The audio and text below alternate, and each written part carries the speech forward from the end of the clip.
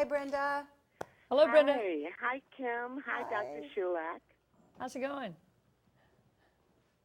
I'm good. I'm good. This is a topic very close to my heart.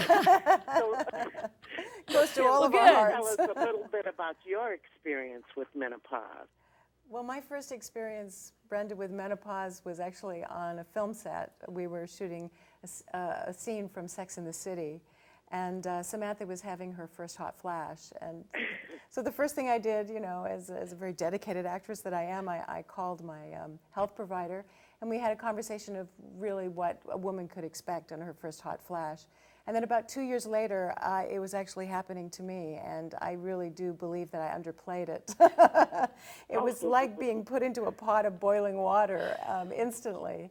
I could see my face getting redder and redder, and I thought, wow, this is overwhelming. I'm going to need some help with this. Of course, I went to my girlfriends who were always there for me, but it was actually my health provider that put me on a road to really dealing and tuning into my menopause.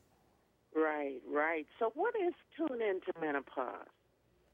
Well, it's really about, Pat Season, it's about tuning into what is going on for you in your body, the change that is occurring, which is medically absolutely natural, isn't it? Yes, and tuneintomenopause.com really gives women some important information. It talks about some of the symptoms that they're going through at that time, particularly, as Kim described, the hot flashes, which I can also speak personally. You're not ready for it when it's happening. You're like, oh my goodness.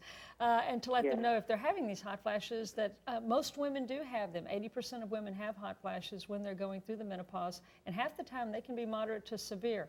But also there's information on there about the declining bone density that can occur at this time. As you're going through menopause, estrogen levels go down, the bones can start to thin. That can lead to osteoporosis. So it's very important that women take ownership and really learn about the things that are going on at this critical stage of their life so that they'll have, be better prepared on how to manage these problems.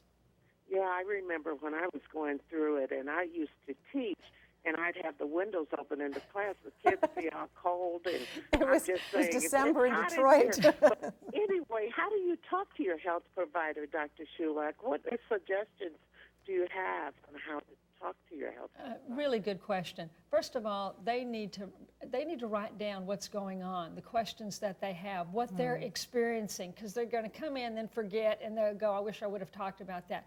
Write down what you're experiencing, the severity of it, and also walk in as an informed patient. Go to reliable websites like tuneintomenopause.com or healthcare institutions or cdc.gov or the NIH. Go armed with important information to let your provider know that you're taking ownership. And because one size does not fit all. What your healthcare provider recommends to you may be different than what they recommended to your friend or your neighbor. So or your sister. Or your sister. So it's this is a time that's very important, and it's very individual.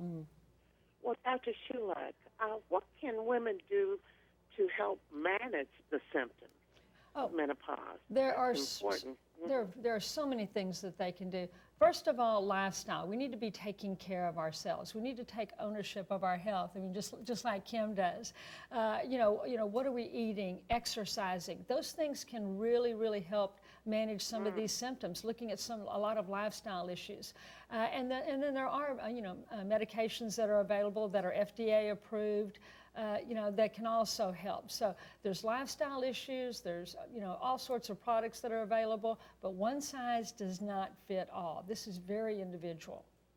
Right, and Kim, just like you had to work through it, women have to work through it. We work, we do a lot of things. So Dr. Sulak or Kim, where can we get more information about it?